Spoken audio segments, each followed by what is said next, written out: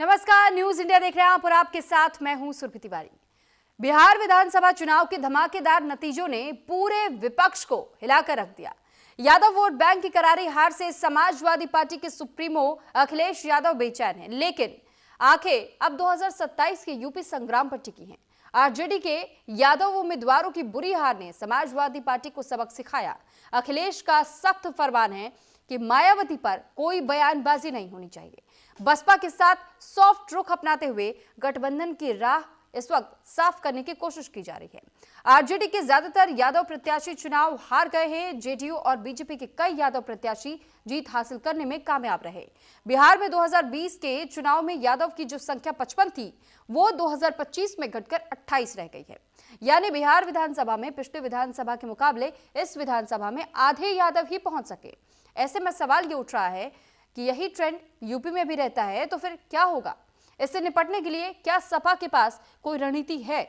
PDA के फॉर्मूले पर चल रही समाजवादी पार्टी क्या इसमें और धार दे पाएगी? क्या इस रणनीति के तहत बीएसपी सुप्रीमो और बीएसपी पर सीधे अटैक करने से बचने का फरमान जारी किया गया है? बिहार के नतीजों से सबसे ज्यादा बेचैनी समाजवादी पार्टी के अंदर देखी जा रही है। पार्टी कार्यकर्ताओं को लग रहा है कि बिहार में महिलाओं के रुख को देख करके कहीं यूपी में भी चुनाव से ठीक पहले 5 या 10 हजार रुपए देने का दाव बीजेपी यहां भी ना चल दे। समाजवादी पार्टी के शीर्ष नेताओं ने अपने प्रवक्ताओं से कहा है कि वे बीएसपी और उसकी सुप्रीमो मायावती पर कोई भी टिप्पणी ना करे। जानकार इसे समाजवादी पार्टी की रणनीति का ही एक हिस्सा मान रहे हैं। एक रिपोर्ट आपको दिखाते हैं।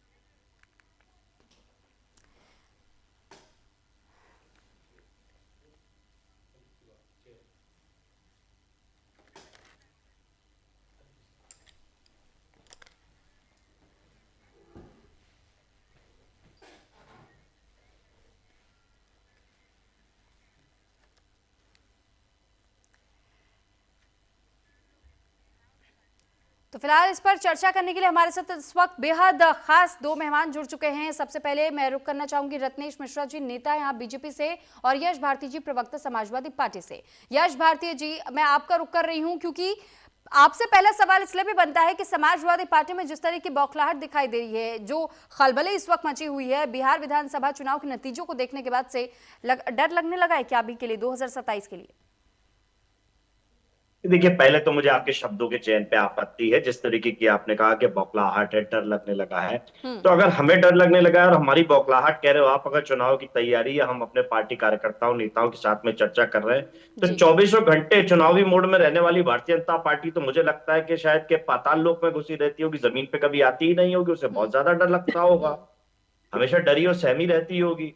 तो ये भाषाई शब्द मुझे लगता है कि ठीक, और कम से कम आप एंकर हैं तो आपके मुख से तो और अच्छा नहीं लग रहा। तो ये डर नहीं है, राजनीति है। राजनीति में सबको अवसर मिलता है। और आपने इस तरीके से बात कही कि समाजवादी पार्टी में मायावती जी के लिए बोलने के लिए, किसी और के लिए बोलने के लिए रोका गया है। देखिए, माननीय अखिलेश यादव जी हमारे राष्ट्रीय अध्यक्ष हैं। समाजवादी पार्टी में किसी को रोका और टोका नहीं जाता है। हाँ, गलत राह पे चलेंगे, जन विरोधी बातें के लिए खिलाफ में जरूर रोका जाता है, आक्रोशित होने के लिए रोका जाता है। हाँ, लेकिन किसी बात की, गलत बात के लिए विरोध करने के लिए कभी नहीं रोका जाता।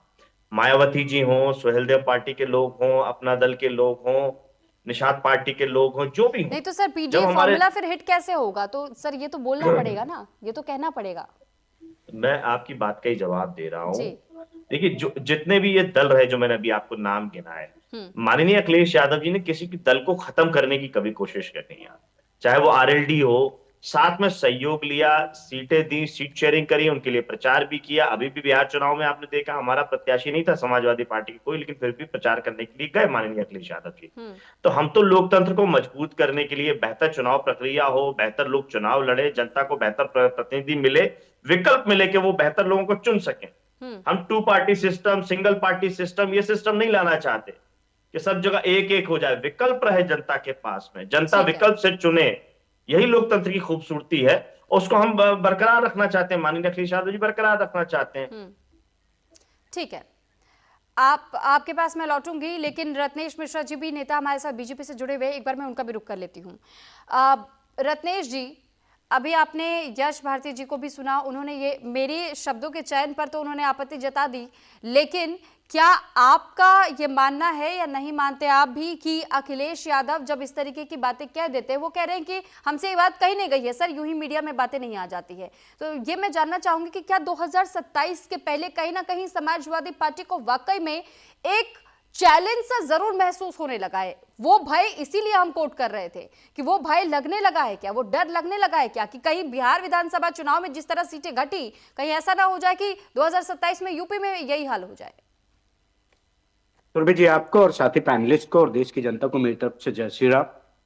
देखिए सुरभि जी, समाजवादी पार्टी की स्थिति आरजेडी से भी खराब होने वाली है 2027 के विधानसभा चुनाव।